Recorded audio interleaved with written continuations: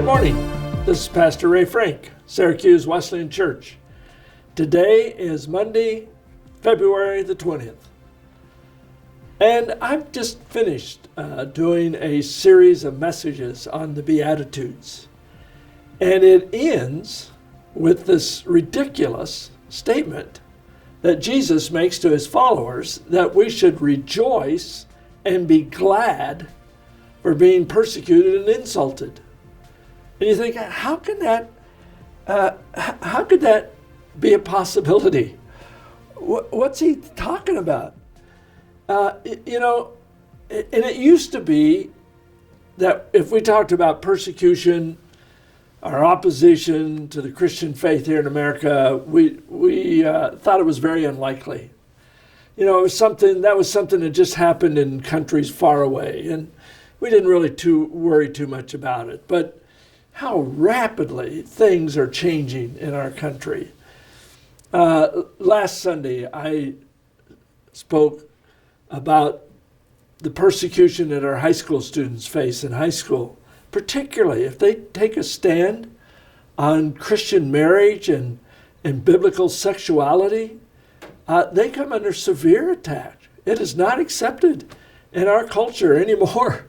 In fact, there are people who have been fired for posting on their personal website about God's plan, God's intention for marriage to be between one man and one woman for a lifetime. Well, who would have dreamed that would come under attack here in the United States? And I don't know where it's going. I mean, there's some pushback. I know there's some good Christian organizations that are working hard to try to protect our religious freedom, and I applaud them and encourage them. But folks, we need to be prepared. How are we going to respond if there comes a time when it will cost us dearly to make a stand for Jesus?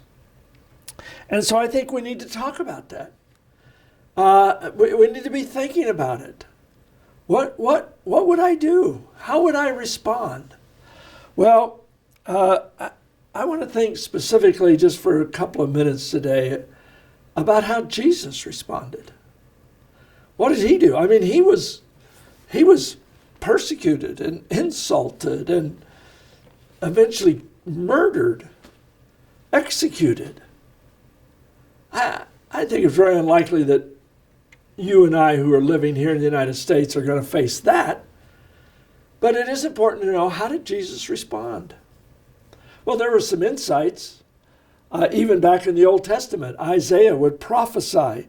He was oppressed and afflicted, yet he did not open his mouth. He was led like a lamb to the slaughter, and as a sheep before its shearers is silent, so he did not open his mouth. Can we grasp that picture of Jesus going through the abuse he did and not protesting, not trying to defend himself, but submitting himself to it? Peter would declare in his epistle, "To this you were called because Christ suffered for you, leaving you an example, that you should follow in his steps. He committed no sin, and no deceit was found in his mouth. When they hurled their insults at him, he did not retaliate. When he suffered, he made no threats.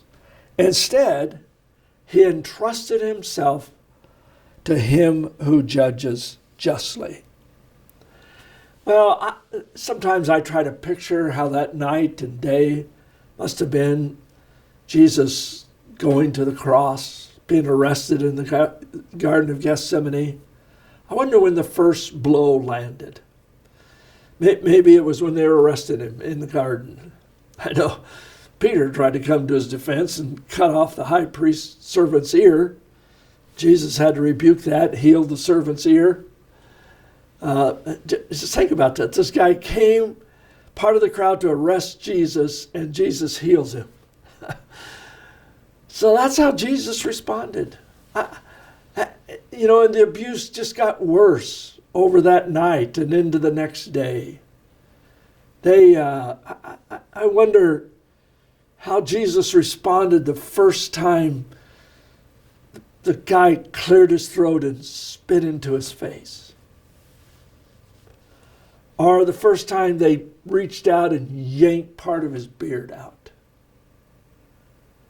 Or they blindfolded him and hit him in the head with sticks and mocked him and said, "Prophesy, tell us who hit you." I know it's uncomfortable. It's kind of gruesome to even think about. And yet the abuse goes on for hours, and the Bible says Jesus did not retaliate. Now, if you and I had been in this place, don't you think somewhere along the line, if we'd have been Jesus, we'd have said, "Hey, buddy, don't you know who you're dealing with here? I'm the one that spoke the worlds into existence. I have 12 legions of angels I could call, and they would come in an instant to deliver me. You better watch out, bud." No, Jesus never said a word. The point is, if and when we suffer, we have a choice of how we're going to respond. We can become bitter, resentful, have our own little pity parties, poor, pitiful me. Or we can choose, like Paul, to use these times to draw close to Jesus. He would preach in Philippians, "I want to know Christ." Yes, to know the power of his resurrection and participation in his sufferings.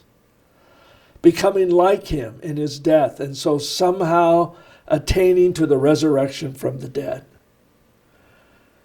King James uses the word, the fellowship of his sufferings. Am I willing? Am I able to commit myself into the hands that bear the nail prints that he bore for me? Well, whatever comes, whatever suffering you or I may have to endure, whether it's from evil people or from being part of the fallen world and we get cancer or whatever happens to us, whatever suffering happens, we know as Christians it's only temporary.